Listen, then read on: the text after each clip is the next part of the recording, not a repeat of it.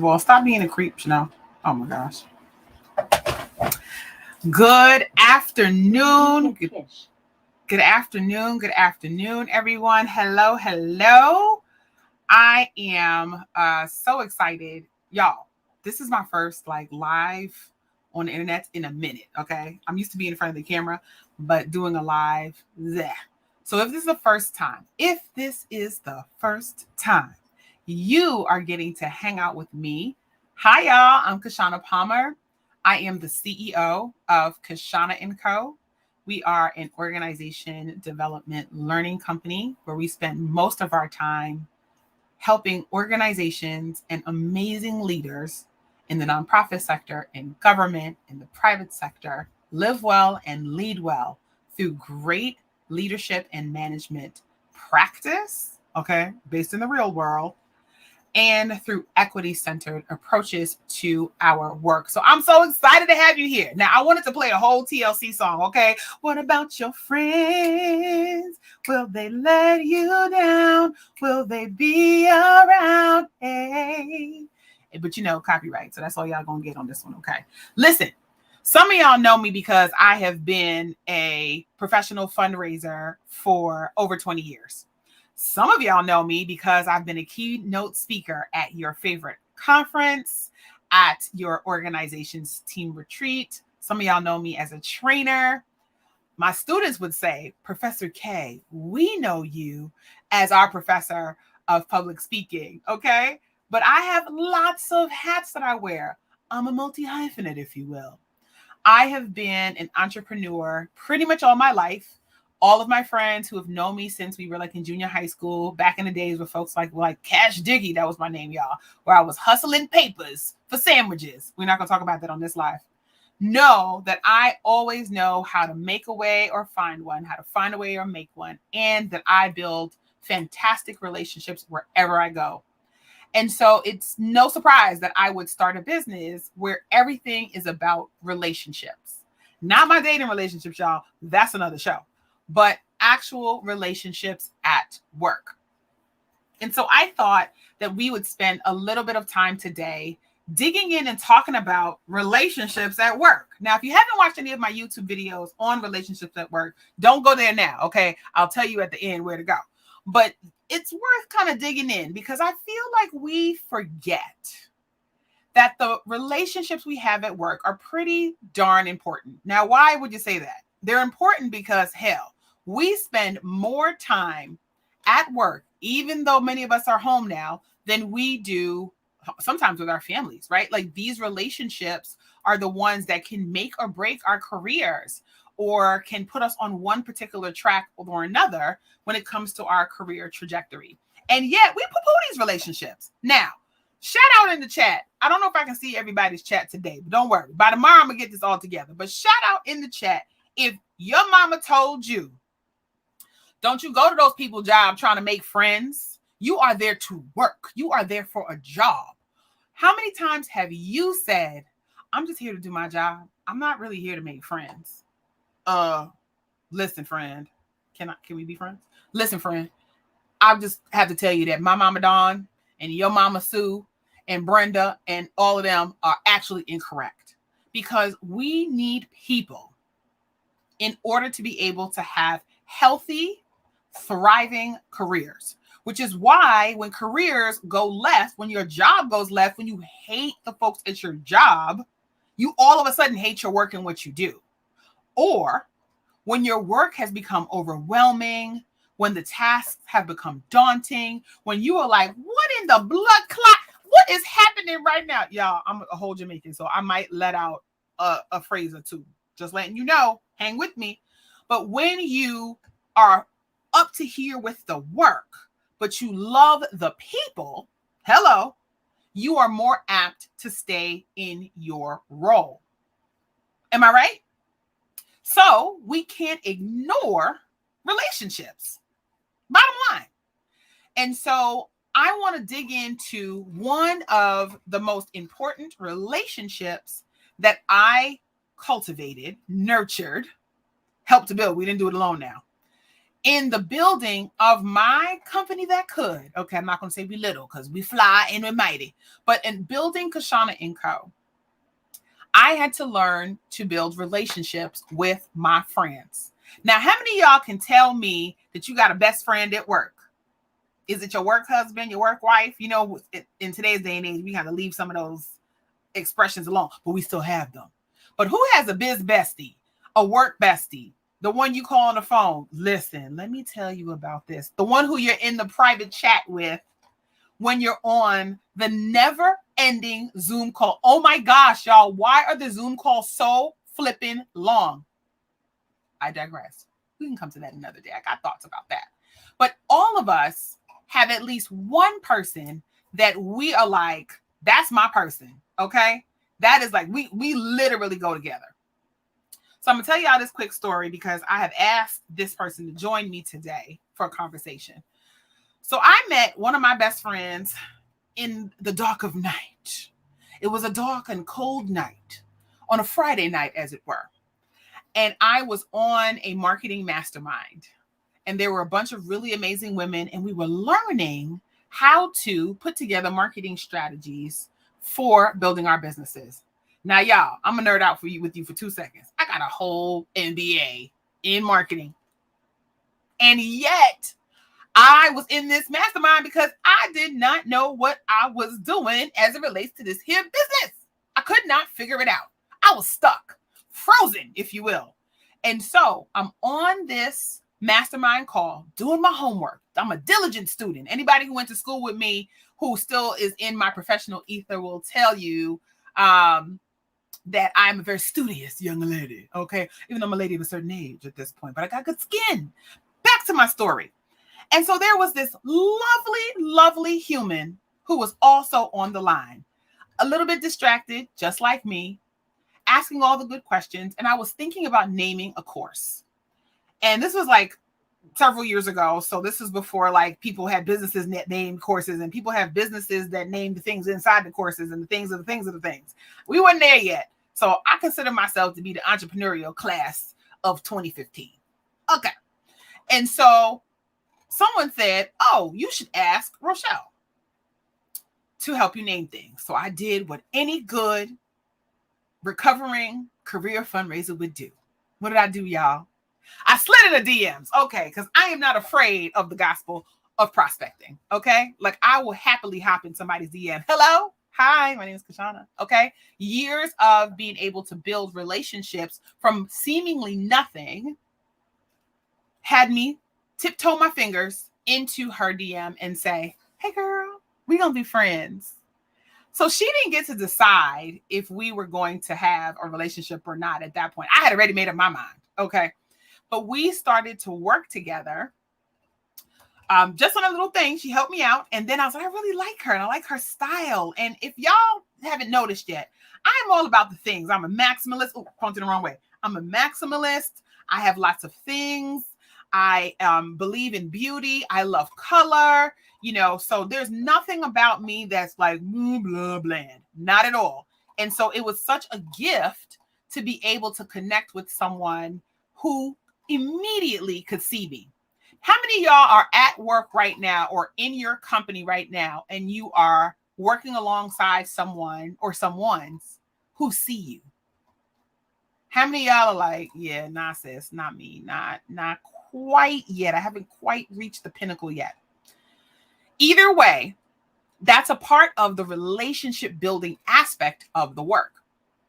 And so she and I trotted off on an adventure together. She helped me to judge my new brand. And so I had a wonderful human who helped me do my initial brand design. And then Rochelle stepped in and she said, you know, this is nice, but let me just help you do these 1, 2, 3, 4, 5, 6, 7 things. And before you know it, we had found our way into a business relationship. And so I was the client and she was the service provider. I'm gonna close the door, y'all, because my dog is out there getting it in on this bone, okay? And watch, she's gonna be real ignorant and she's gonna open the door. Okay, I'm back. Here I am.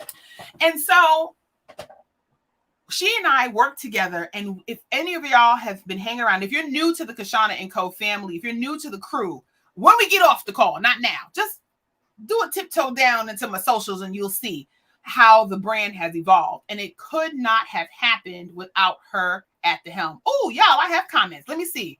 Hey, come on now. And so, Asanda, you said you still get clowned for it. Listen, here we are. And so what ended up happening was I was her client, but I just loved her. We're both Geminis. We saw eye to eye. We could finish each other's sentences. We seemed so simpatico, and we were growing our businesses at the same time. Both of us moms. We had just lots of life overlapping experiences. And one of my strengths, shout out to everybody who loves Strength Finder. You know, I'm biased because I am a Clifton Strengths coach. Okay, y'all, I'm biased. But one of my strengths is in being a relator, in having relator. And so when you have the relator theme, that means that when you look at people, you want to have close and deep relationships, and relationships that say we go together. And so I'm always looking for those connections and for that connective tissue. And so because we were so simpatico, because we were able to just vibe, like I didn't even have to like fill out long things about what I wanted. She just got me. It manifested itself in all manner of creative ideas and of creative expression within my brand. And y'all, it yielded business. Now, I'm not saying that having a good brand and that identity, how people engage with you, and when she's able to jump on, I'm sure she's going to give me an explanation or two that are real fancy it up. But having a brand is not enough to be successful as an entrepreneur. Having a really cute website for all my nonprofit friends who hang out with me is not enough for folks to be able to donate. Having a compelling mission, not enough. It's got to be the whole experience where people feel like they have literally got to the edge of the pool, took off their they're like flip-flops out, and they are jumping in with you because they are having an experience. Yes, I love it. Oh my gosh, I love it. I said to someone who says, I always bring up our team of ladies in all my telling of great team friend experiences. Yes, yes, yes. All right. So you've got to be able to have folks have the experience where they are in it with you. And when you get someone who can get in here, y'all ever had that at work? A team member, particularly for those of us who are visionaries. Shout out to all my visionaries. If you're a visionary, you always get the big picture. You're always the one that's like, I got it. I got it. You see the landscape. Drop that in the chat for me because I want to see that. When you are a visionary or when you're a big thinker, you need folks alongside you that can snatch that darn vision right out of the sky and put it and lay it out into a plan in whatever aspect of the work that you're doing. And she was able to do that for me. This sounds like a love story, doesn't it? We didn't even meet in person for our first almost 2 years of being friends. Can y'all imagine? And the first time we met, it was like love at first sight. First of all, sidebar, is anybody watching Love is Blind season 2? If you are, I want you to know that you, in fact, are my people. Okay, so it was love at first sight, y'all. All right? And we were attached at the hip, the side, the shoulder. We were Siamese twins. In my mind, y'all, I am very creative. I want you to know that I can draw, sketch, I can mold clay, I can make masterpieces. In real life, that's not the case, though. I want you to know I can't even cut straight. So my sewing career was very short-lived. But either way, we went together, which means we made magic. Still sounds good, doesn't it? But friends, what happens when the love turns sour? Now, if any of y'all have watched my video on the 5 love languages of teams, you know that I talk about bringing the concept from Gary Chapman, the 5 love languages, into work as a critical component to holistic team building. There's lots of rubrics and tools and things out there that y'all can look at and that I know by heart. But the ones that I come back to are the ones that work also in real life, like at your house. And so when you think about love and you think about relationship building, you think about the aspect of I see you, I hear you, I get you. How does it go bad? Don't you know all the things? Don't we go together? Well, friends, this is how it goes left. So it went left when my largesse, okay, as it were, big dreams for Kishshana & Co., a book to write, a store to launch, world domination to be had, a tour to go on. I mean, I had the things and the things and the things. And I know lots of us particularly when we are in this leadership seat. We want to do all the things, okay? We want to be everywhere. We want to do the things. We want to launch the campaigns. We want to do the rebrands. We want to get out there and get to the new activations. We want to be able to replicate. We want to be able to have deep impact and widespread impact. We want to be able to have our footprint in 16 countries, in 36 cities. Y'all see where I'm going?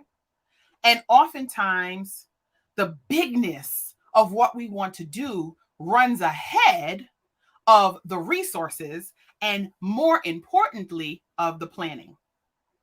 One of the things I love about software are that tech companies, by and large, have roadmaps. I mean, whether they stick to them or not, different conversation. But they have these roadmaps basically that say, like, these are the points of development that we're going to have along the way for these particular either foundational things we need for this product, or for the bells and whistles that will really make the user experience better.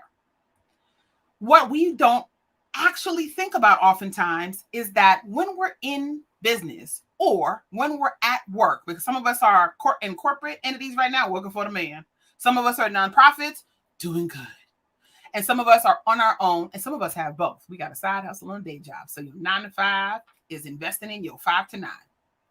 Let's leave that there. But when we are looking at what needs to be done, oftentimes we forget that we've got to plan. And I don't mean the kind of plan that's 36 pages of all of the market data, mapping, mind mapping, tool creations, SOP having, things that we get mired in that keep us from being able to action that. Now, that's the activator in me, y'all. I'm like, see things pop off. Let's go. And so, in fact, Asante, my energy, okay, my pop off was the very thing that almost ran my friend off. So I decided that I wanted us to do another web rebrand. Rochelle is a creative soul in the world. She likes to see she sees all of her design for her clients as art. And so she had gotten tired of looking at the thing. And so she said, Kishshana, we got to do a new thing. How many of y'all do that? It hasn't even set cold in the ground and you already off to do this new thing. Ugh, you're in the shower thinking about the next thing you can do. Oh my gosh. So you come into the team meeting, you come into the conversation hype, right? Because you had just figured this all out. Your 16-minute shower has gotten you down to the ground. You done mapped it. So you come into the team conversation ready, okay? And you're going in and you're explaining to your team, you're explaining whether you're working with contractors or vendors or your in-house team, you're just explaining all the things. And what happens? Your team is looking at you like crickets. Like, what in the hell is happening here? Because they are not thinking about what's happening out there necessarily. They are thinking about, oh my gosh, what is happening with the work that we have to do now? Do we have to put it down? Do we have to hustle? Where is the time going to come from? How many hours do we have to spend? What do I need? Am I going to make it to yoga? Like, does she want me to work weekends? Like, what is wrong with her? There's so many questions, conversations, thoughts swirling that your enthusiasm, genuine, robust, inspiring even, is met with resistance. Well, y'all, that's what happened to me. Too many years of too many ideas, of staying up late at night, of me coming up with things when I'm in an airport, on the road, to go and train another organization, to go and work with other leaders, to go and speak at another conference, dialing in on text. Listen, I need you to get this graphic together. Listen, I need this whole idea. Look, I need this to be done. Hello. I mean, it was like calling on the main line. Like, can you 911 your team member for 2 years straight and not expect them to quit? Friends, I had entered the management and leadership danger zone, working my folk to death, not asking that they were all right. Now, mind you, I did, in terms of, like, I knew what was going on in her life. She knew what was going on in my life, but I wasn't taking an account, a real account of life happening fast and how my inability to slow down enough to do that roadmap and to be realistic about resources and what was available to me was getting in the way of the genius that I had sitting in seat right next to me. And I wasn't paying attention closely enough to the fact that her fatigue was waning. Because she wasn't just hanging out and doing things with me. She's growing a business, right? But every minute I'm on the phone on the main line because that's my friend. What did I expect, y'all? Drop it in the chat for me. What did I expect? This is my friend. At this point, this is my sister. So we have catapulted. So anybody who thinks that they cannot have amazing, robust, lifelong relationships that start in your 30s, I want to point you to a couple of people who I can't live without anymore. Okay. So I'm running my friendship into the ground. I'm using all of my social capital. So I'm going to pause right there for a second. Let's talk about social capital. So when you are at work and you are thinking about how you need to move certain things forward, how you need to be able to move yourself forward, what favor you need to curry, oftentimes you are going into your social capital, goodwill. People know you do a good job. You're dependable. You're well liked. You're a connector. You know the things. You get things done.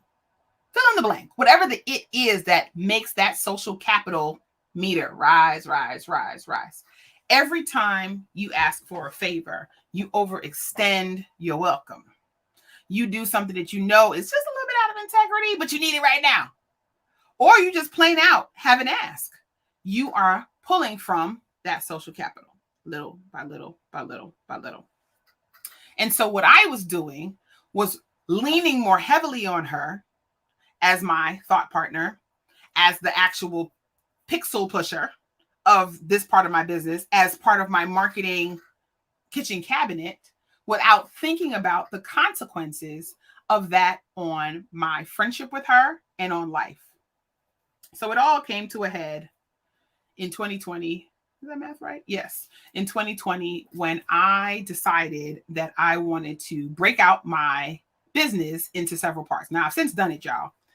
But at the time, having never done it before, I had a very specific way that I wanted to be able to break out Kishshana & Co. And so we mastermind, we got everything together, and then we got ready to work. Y'all, we actually put together a plan, but this plan was the work of 20 people. Easy. And I had one full-time team member, two part-time team members, 3 contractors, and 3 vendors, I think, at the time on my team across a body of 10 clients and massive amounts of work that we were pushing. We were doing the most. Y'all hear me? And one day, after a pretty fraught team conversation, she said to me a version of, I can't do this anymore. I love you, but I'm out. Y'all, we were in the middle of massive changes.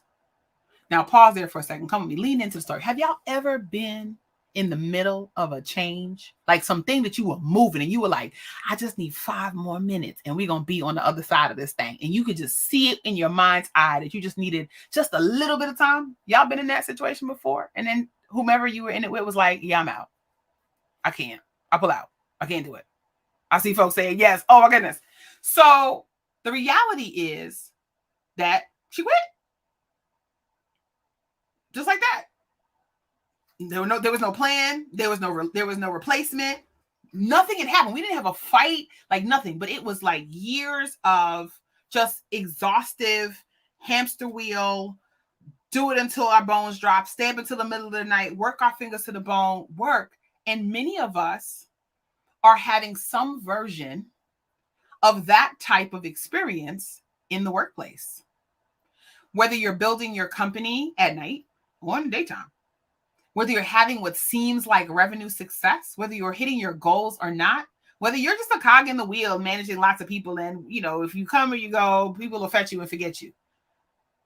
We have these experiences that really pressure test, have we, one, set up the right type of working norms and practices with our people? Have we inserted the right types of boundaries for ourselves? Because y'all, I was out of what? Control. And if you're out of control, that means your boundaries have gone off the rails. And boundaries are for you, right? They're not for others, they're for you. And so, what do you think happened after she quit? Our friendship took a hit. Because how did I feel, y'all? Like she had what? Abandoned me. Oh my gosh. Never in my life. And I didn't even know that that's the feeling that I was having. I was just having the feeling. And so I tried to squash that feeling, right? Because this is my girl. Like this is family.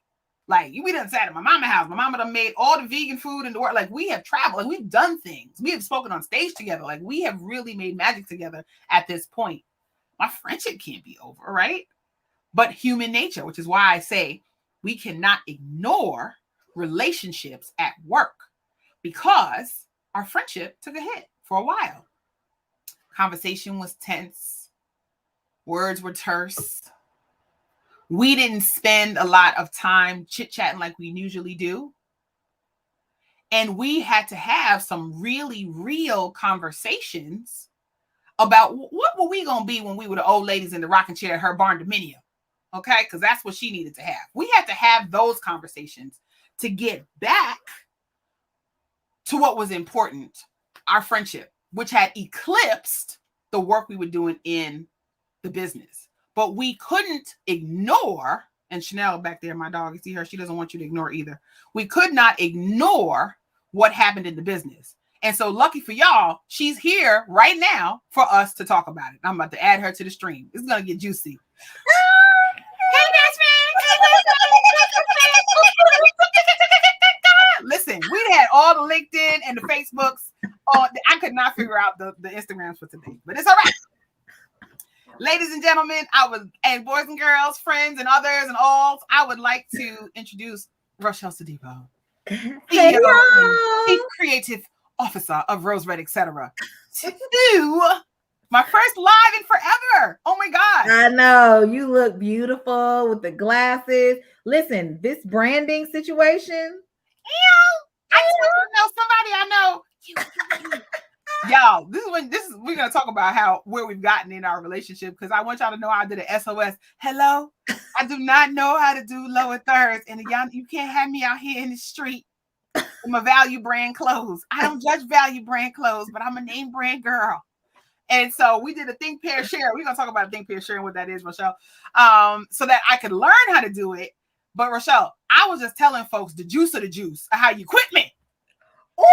That's what I got to. I was in love with you and I slid it to you in the DMs and I said, hello, is it me you're looking for? First of all, y'all, I didn't really quit her. That is not what happened.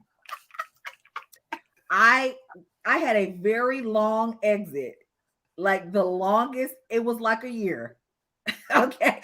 That's how they be like, her side of the truth. I ain't talking that part. It's because, but to be fair, Kishshana experienced it as a quit. Okay. And I don't know if she's gotten into telling you about her strengths and how she likes to work, but she is a partner, collaborative worker. You know, she needs her people and they have to be her trusted confidants. Yes. So, you know, nobody is in her circle that is not her person. And so because she and I had formed our bond very early on, when I wanted to take a step back, it felt like the ripation of the situation from the Band-Aid. It did. Bruised. And so, but I attended all the meetings with the new designer. You did. And the former assistant who shall not be named. You did. And I gave all the tools and resources. I made myself available for every single request for the new person. Now you're making me look bad. I'm just telling my side. Okay. But also another thing is Kishshana didn't know about a lot of things that I was doing because I didn't want to alarm her because it felt very heavy to her. And she was busy doing a lot of things. As we know, Kishshana Lee Jones, as I like to call her, she does so many things. And so, but she wasn't aware. And so that's why I wasn't communicating that. Right. So every time she would express her displeasure, which I want you guys to know that Kishshana never overtly expresses displeasure. Me? Ma'am. It is. Oh, okay. Oh, that's what you're doing. Oh, you're getting off the phone. Oh, okay. That's Kishshana. So because she didn't know what I was doing, and because I knew, I was like, "What is going? Why are you so aggy? Like, why are you so upset?" There was a disconnect. Right. And so finally one day I just said, Kishshana, I've attended this meeting. I did this. And I broke out the documents and all the stuff. And she was like, oh, Rochelle, I didn't know. I didn't know.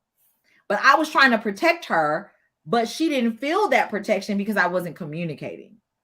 And so, Rochelle, that happens all the time in teams, right? Because I told folks, you have run your own business and we grew up together. We had a class of 2015, right? And so, right. But even though we have our own businesses, we work together as clients and collaborators, that's still a team. And so when you're on a team, oftentimes team members will do things to try to protect their managers. Right? And you tap dancing and doing the Watusi and creating documents and you're doing the 2 and 2, right? To make sure that your leader, your manager in this particular example is set up for success.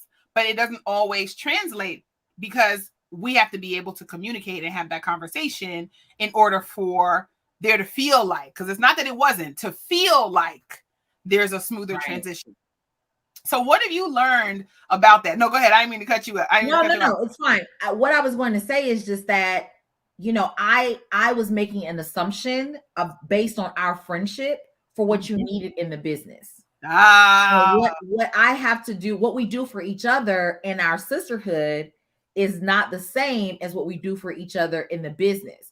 You know, when you're providing some scaffolding and some guidance for me, when I come to you for support, you have to be very direct with me, you know, but in our personal, in our sisterhood, you're very soft, you're very, you know, very kind, very warm, and kind of ushering me into this stuff very, very smoothly. But when you're giving me that support on the business level, it's almost staccato, you know, the way that you're offering support. But I need that. And so I was making an assumption based on what you need in the sisterhood for the business. And so I can see how people may do that or cross those lines in the professional context with their supervisor. Maybe they go to lunch together, maybe they walk after work, you know, and I could see them saying, okay, well, this is how I speak to them and on a personal level, and kind of intermingle those two schools, yes, if you will. So what do you think about that? What are your thoughts about that specific thing? Yeah, I think that hits it spot on. But I think that if you're not careful, it sort of creates this split personality, right? Where if you're not careful, you're being one way on Saturdays and Sundays at the cocktail hour and the hangouts and the walks and the hikes, and then you're being another way Monday through Friday. And I used to take pride in that, you know, I could fuss you out at 4 and we can go for cocktails at 5:30. Yeah. Everybody ain't able or built that way. And so I think what's important and what we had to learn to do was to figure out what is the bridge that we need to build so that we can make that transition through the nuances and through the different modalities of our friendship and of our relationship, a business relationship, if you will, right? Because there are times where the business steps forward, and then there are times where the friendship steps. It's always the foundation of our friendship, but there's just times when different parts of the relationship ebb and flow, and so we had to figure out what that was. And for us, it was communication. Yeah, big time. Talking at each other. But we weren't like, no, but what do I need to be successful? Kishshana. And then what do you need to be successful? You or show. All right. Let us compare notes. And then being like, oh, I can do that for you. Oh, no, I don't know. Okay, right. And you had to get clear with me on, here's what falls in the I got you last minute bucket. Yes. Here's what falls in the book this contract, ma'am, as this is going to change your whole life. And I done made you all this money, right? And I had to do the same, you know, like, here are the things that are going to push you forward. Here are the things that, you know, you just need a little nudge. Here are the things that are going to really change the way you run your agency, and being able to name, like, I'm going to step into this. Are you prepared for that? What do we need in that? And know that it's all love there. And I think that we skip that step oftentimes at work. And I see Precious in the chat says, this is a lesson in relationship management that will help so many people. 100%. I mean, and you know, I think back to when I was really frustrated, and I was like, I don't want, even in my upset, I never wanted to upset you. I never wanted to bring some things to your doorstep because I knew what you were experiencing. Mm-hmm. But I think it hurt us more, and it took us longer to do something that probably would have been like that. But because of my assumptions, I wasn't able to come forth and say what needed to be said at the right time. Yeah. There's something else that you spoke to that I want to share. I want to speak on as well, which is, hey, we could be fussing at 4 and then make up at 6. I think the thing that we need to remember is that not a lot of us come into our working relationships with that maturity. Mm-hmm. I'm a grudge holder. I let a lot of things go. I let a lot of things go, but the residual is on me. And the residual, it makes me afraid, right? Because that's really what I'm battling. I'm battling my fear. I'm battling the fear that if I make up with you, are you going to injure me again? Are you going to offend me again? And so we are very assumptive when it comes to our team members. I know I am. I'm like, I'll pay you. On the 15th and 30th. Okay. Listen, on the 15th and the 30th without fail. Do you want to put something in your portfolio that we worked on? Okay, sure. I'm so permissive. And so when I have an ask or when I want something to be done, I'm making the assumption that you're not going to be offended by the conversation we had earlier, and you're going to be able to go and fulfill and go and do exactly what I need you to do.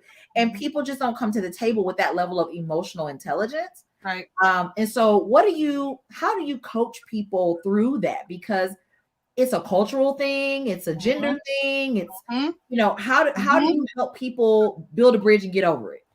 So one of the things, I love that question. One of the things I think is really important that managers and people managers, so that's whether you a CEO of your shop of 5 wonderful VAs, or you're in a nonprofit and you have 3 assistants, an associate, and your program manager, or you're in a big Fortune 500 and you're in a division of 200 and you probably would pass by your associate level folks on the street and not know them, right? But one of the things that we don't talk about enough as managers is that other duties as assigned should really be rewritten as relationship management 101. Because you've got to get to know your people. So when I do onboarding, and I always tell folks, I'm not a traditional HR professional. I just happen to have sat in the C-suite for my entire career. And so had to make a lot of chief executive decisions for pretty much my entire adult life. So I come from that perspective and that talent perspective. But one of the things that I realized was really critical is that you've got to get to know your folks. And there's a difference between being personal. I know that you're Black American and Nigerian. You know that I'm Jamaican. I know this person's family from Ohio. I know they got 5 sisters, 2 brothers, and they're the oldest in family. They're the ones who are always the caretaker. I know that this one takes care of their mama. I know, like, the level of just like details that good people managers should invest in is so important, because you're already hiring for skills. Most of us are not actually hiring for gifts, which is 1 up, or talents, which is 1 up from that, right? We're just hiring for skills. And so if you've done a good job in the hiring process, you're already hiring for skills. You've pressure tested that skill, and they're going to continue to grow their skills over the time working with you, right? Which is why you can take somebody who's fresh out of school because they got the right chops, and with good investment in them personally and professionally, and their own, intrinsic desire to keep to move and to grow, rock star on your hands immediately, right? But because we are busy, and you know this, and I'm gonna just say it, because I'm frazzled a lot, okay, and also I'm like doing my work and watching reality TV, which is why I was watching Love Is Blind at 3 a.m. this morning. Okay, my lipstick is a little thin, but I still look cute. And because we are frazzled, good skin. Because we are oftentimes rushed, frazzled, have our own work as individual contributors to do, plus looking over others. We are stuck in this crossroads of strategy and tactical work, which actually your brain is doing the irky jerky all day. The idea of adding in your Starbucks preferences, birthday choices, favorite colors, and the newest boo you with, like, that feels like a lot of extra. And yet, Rochelle, like, that's the thing. Those are the things that allow you as a manager to be able to know if a shift in your team is episodic, something happening at the house. Or if it's a skill issue or a will issue. And I know you've seen that a lot. And so by the time you and I got to the point where we had to take a break, because y'all, you know, she ain't really quit me. We had to take a break. That part. It wasn't skill. And it wasn't episodic. It was will. I don't want to do this mess no more. I'm out. I thought she had quit the business, y'all. She was like, I'm going to go be a painter, which she's a wonderful, wonderful fine artist.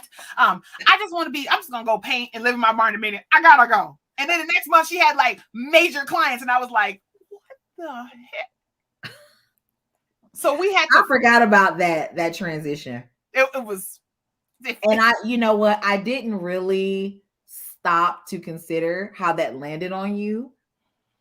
The way I found out that it didn't land well. You had mentioned it just like you did just now, which I told y'all.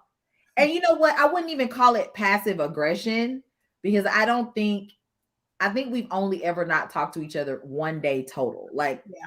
You know what I mean? Like, I mean, of course we've got life and kids and family, but I think like intentionally didn't say anything for one day out of, you know, however many years it's been. Yeah. And I think that, when you mentioned, you know, you landed this big client and it's like, oh, you didn't quit the business. You just quit my business.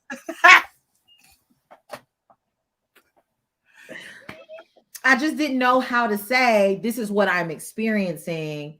And, you know, when you speak about how hard it is to manage, you know, your day-to-day roles and responsibilities coupled with the subtle nuances of being a human, you know, your birthday. Oh, you were an orphan. So every time somebody walks out of a conversation, you feel abandoned, or, you know, oh, you applied to 17 other jobs before this one and you didn't get it. And so, you know, you feel like every single time I critique you, you're going to be let go.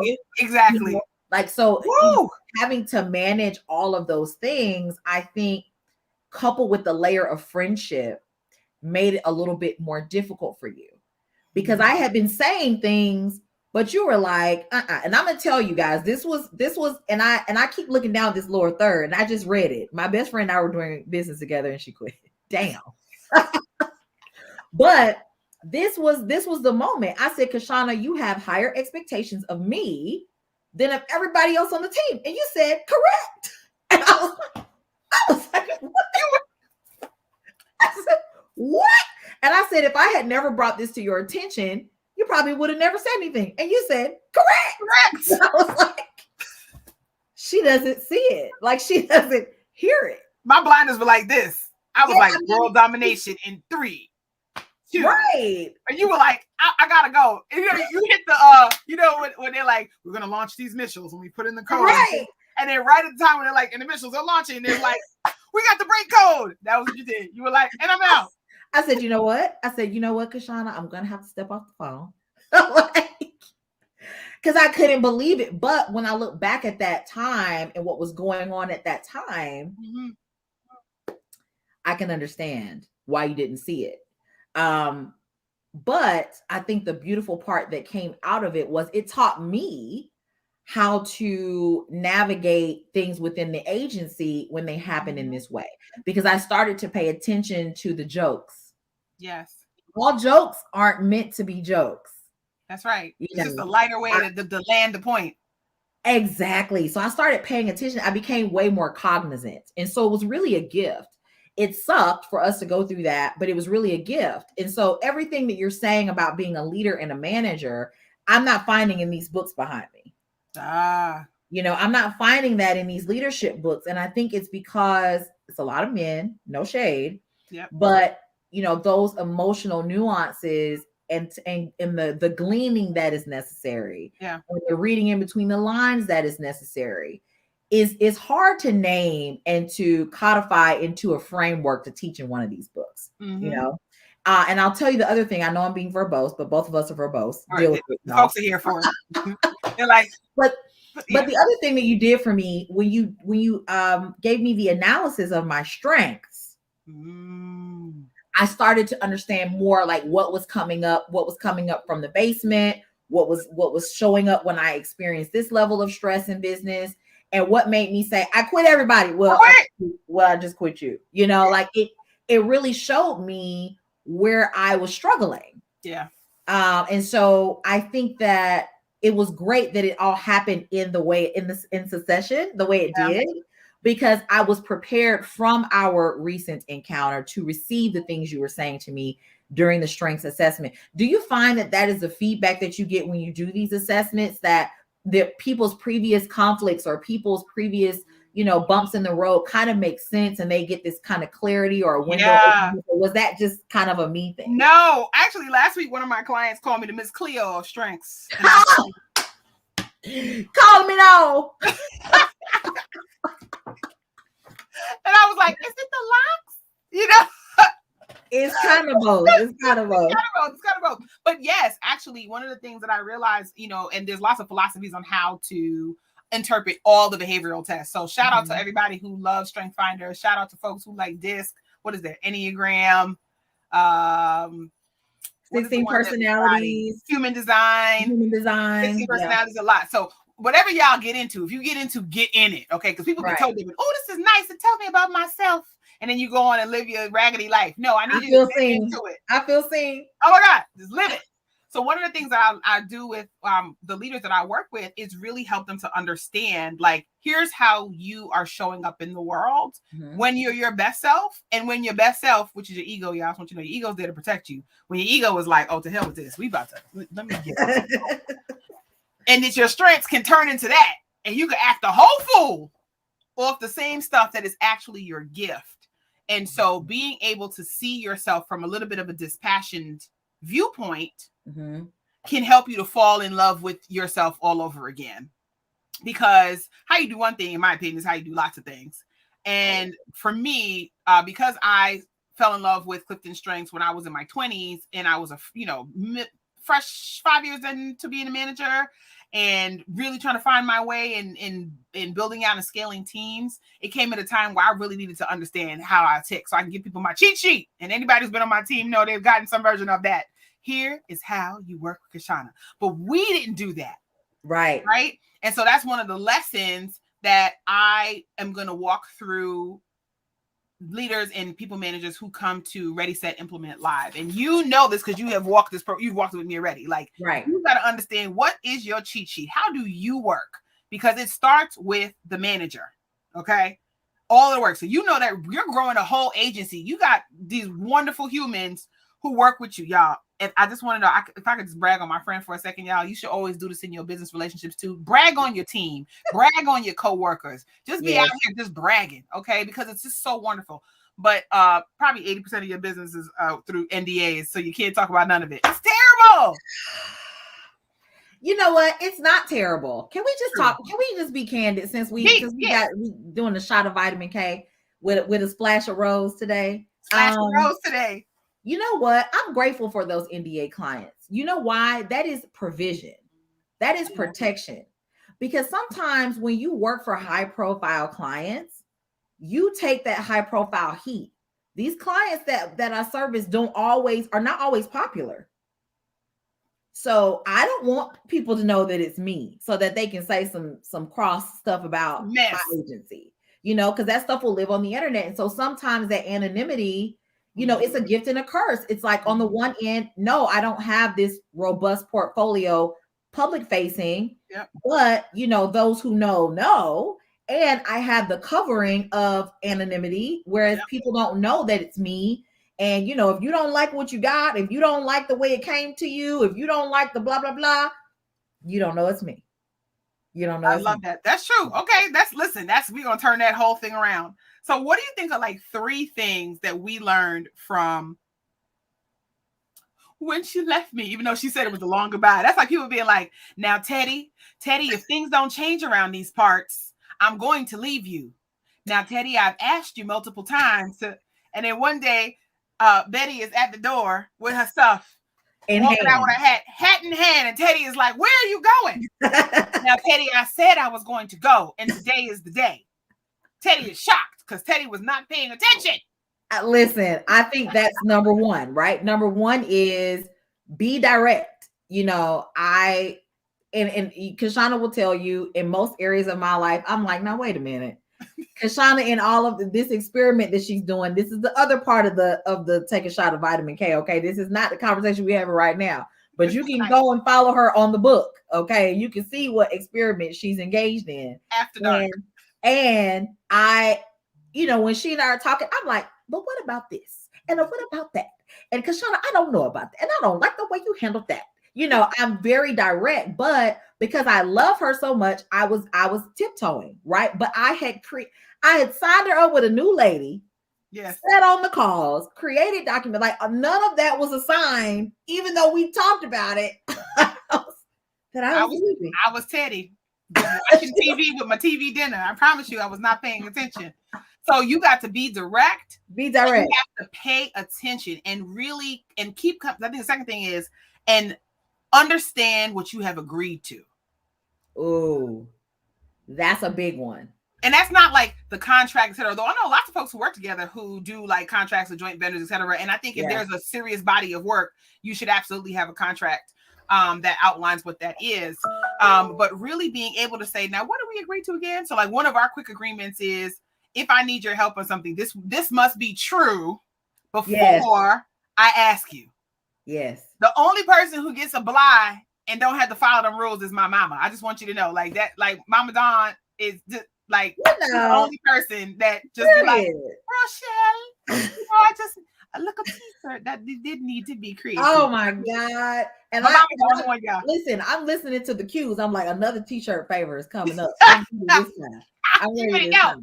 But I think I agree with you on number 2. Yeah. Because I think that it goes back to this is how I work, right? So I'm always talking, because everybody has their own issues with creative talent, whether it's the copywriter, whether it's the graphic designer, whether it's the video editor. Creatives, we march to the beat of our own drum. It drives the rest of the world crazy. And if you want to get good work out of creatives, give us what we need to do our job. Tell us what time it's due. Now, of course, some people are going to be late, et cetera, et cetera. But Kishshana and I having that understanding, give me everything I need up front so that I can turn it around. That I'm fine. But when the things drizzle in, they kept drizzling. I was like, I was on LinkedIn today. I had a thought, you know what we should do? And she was like, oh, hell. Right. So that creep. And I'm talking to every one of y'all managers, every one of y'all leaders, okay? Every CEO who got I talked before you came in, Rochelle, people be in the shower like, it has come to me. Oh my God, the perfect thing. And your team looking at you like, the hell? Right. So being able to not let that creep happen. And also, I would say assigning someone with the responsibility of naming the creep. Hello, doing a little church finger. Hello. Yes. Before I tip on out, let me say what is happening. I think that's also really, really critical. And I think the third thing is making it time bound. Smart goals. Having your SMART goals. How we're gonna do this for this many times, or we're gonna do this for this project, or we're gonna do this for this thing. This is how much time I have allotted. This is what I can do at that time. And then being able to touch and agree on that as well. Because I think that, to your point, when it was a song that never ended, I was having the time of my life. I was suffering. Yeah. And when I am in that seat for friends who call on me to do things for their teams, etc., and before I changed my business model, it just felt like the song that would never end. And we don't want to have that. Right. And so I think that's so critical. So Rochelle, listen, before we get out of here, you're the one who told me to get on this live. Yes. Okay.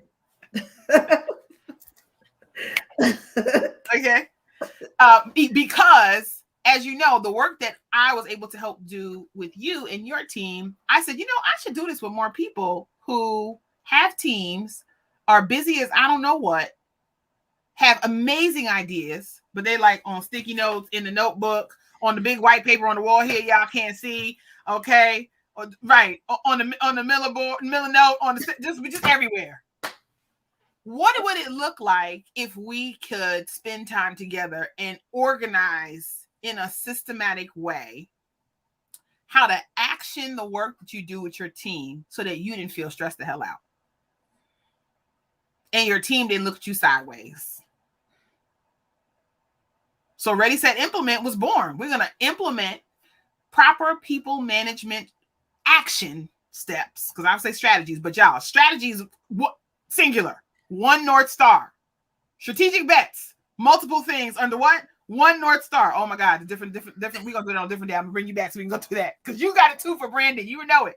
But so that we can have action steps that our teams that our managers can walk through so that they're connecting with their teams, that they're moving their teams to goal, that they have actual things they can touch, feel, and smell, that we don't get to eval time. Because you and I did that. We go, what are we going to evaluate them on? Wait a minute. He wasn't keeping track. Well, no, I have it on the sticky note in this book and in my notes. And we don't want to do any of that anymore. And so you're the one who pushed me over the edge to do it. So I just want to thank you publicly for that and tell people to come on and sign up for Ready, Set, Implement Live, which is happening on Tuesday, March 1st in the year of our Lord 2020.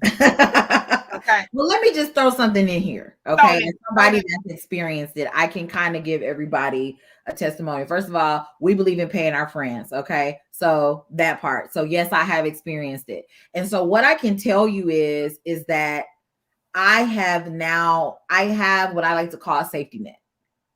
Before, I feel like I was on the high wire or the tightrope, and I didn't have anything to support me in my managerial pursuits. Nothing. And so now I feel as though I have a framework, I have a safety net, I have a professional that I can say, you know me, you know the team I'm managing, what's happening here? What did I do? Where did I go wrong? And then she can say, please refer to page such as and I can refer to my safety net. You know what I mean? Yes. And so I think that's what people need to understand. This is not one of those experiences where you're going to go and you're going to take copious notes and you don't know what you put where, you can't figure it out when you actually need it. This is something that's going, first of all, the way in which it's taught is going to create new muscle memory. Mm-hmm. So you won't have to go back to those old patterns of not knowing what to do, and because everything is situational. So you're going to get that scaffolding and that support that you need in order to manage efficiently and effectively. And you're going to build new skills that you'll be able to actually layer one on top of the other. So I think that's what people need to know, that this is not a go it alone process. This is not I'm going to be struggling after, you're going to be empowered afterwards, and you're going to continue to grow and develop afterwards. And maybe if you treat her right, she'll come back and help you and your team on a more one-to-one basis. But I think this experience is going to give you a great launch pad into the stratosphere for your for being a better leader and a better manager. Y'all, I didn't even tell her to say that. Oh my God, I'm about to cry. Wait a minute. Do I have tears? The other day was like, do you have feelings, Kishshana? And I was like, yes. Poor guy. Oh my God. Listen, y'all, if y'all are not sticking around for the stuff that I do, when I start really getting going, we're going to do a shot of vitamin K after dark. After dark. Okay. But listen, Rochelle, you are a gift. Thank you so much for coming up here and letting me tell the people our business about how you quit me and I had to beg for you back. Please stop saying that. No, I know, but it's not going to feel like I really quit you. No, but you really didn't quit me, y'all. She didn't really quit me. It was like when your parents be in Target when you were a little kid. Well, Target wasn't around when you were a little kid. When you were in the department store when we were a little kid, mine is Sears. Oh, and if you were acting up, I didn't have a mama that was going to follow you talking about, Kishshana, get up off the floor. No, we didn't do that. Dawn would walk away. Okay. But she wouldn't go far though. She just really went to the edge of the aisle and stood there. That part. But to my little self, my mother has left me. So don't listen. If y'all have to do the tactic where you tell your team members, "I quit, I'm out," just stand at the edge of the aisle and come to RSI Live, because then that's my version of you standing around the corner waiting, so that you can have this conversation and you can make sure you have a plan in place that allows your team to thrive and allows you to thrive. So Rochelle, thank you so much for coming on today, and I am so blessed to have you in my life. Bye, y'all. Listen, y'all, I'm getting out of here, okay? Because I have a training in literally 2 minutes, but I just could not leave without telling y'all once again, relationships at work are relationships, and they are, in fact, some of the most important relationships that you will ever have. So you got to treat your people right. You hear me?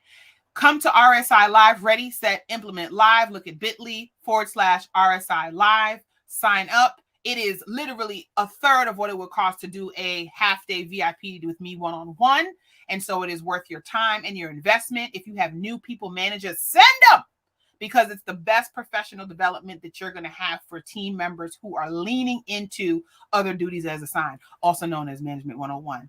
I thank y'all so much for hanging with me. I'll be back another day tomorrow for another lesson that I want to share with y'all. And I hope each and every one of you have a full week. We'll talk soon, friends.